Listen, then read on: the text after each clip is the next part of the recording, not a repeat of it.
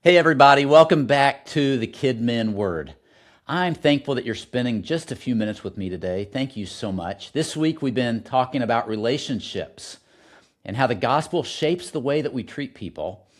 And today I want to talk about unity. And so let's read together Ephesians 5, verses 31 to 32. Therefore, a man shall leave his father and mother and hold fast to his wife, and the two shall become one flesh. This mystery is profound, and I'm saying that it refers to Christ and the church.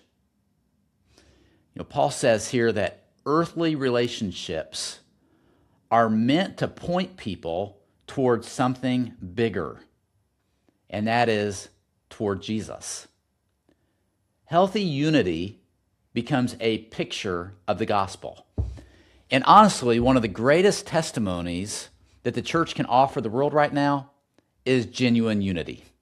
Not fake unity, not pretending, not avoiding truth, but people who love one another deeply, even when life gets messy. I remember a season in ministry years ago where I was frustrated with someone on our team. All right, I'm just going to be real with you. We're Christians. We can be real with each other. We weren't seeing eye to eye on a decision. And I had rehearsed the conversation in my head 100 times. And if I'm honest, I mostly wanted to prove that I was right. But before the meeting, I felt the Lord just hit me on the head with this truth, that unity matters more than winning. And that changed the tone of the entire conversation. Instead of walking in defensive, I walked in trying to understand. And what could have become division actually built better and deeper trust. Now, I don't always get it right, but I got it right that day, thanks to the Holy Spirit. I think sometimes we underestimate how spiritual unity really is, and how the enemy hates it. I mean, he loves division, he loves offense, he loves bitterness, he loves conflict, because divided people struggle to reflect Jesus clearly. And friend, this matters so deeply in ministry. Kids notice tension. Volunteers notice division.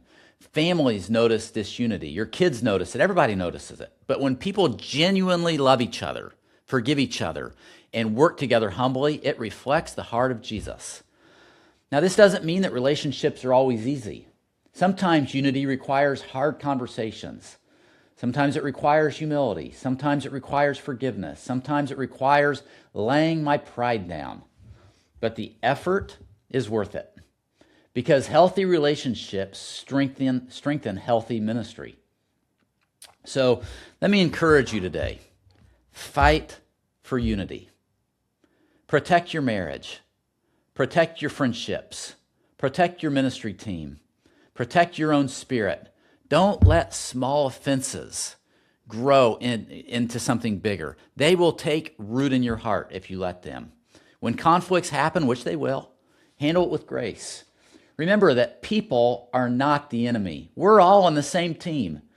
Ultimately, our unity as believers will point people to Jesus or away from Jesus, right? Hey, thanks for joining me today on the KidMin Word. Tomorrow we're going to wrap up this week with a recap of what we've learned, and we're going to look ahead at Ephesians chapter number 6. I'll see you tomorrow.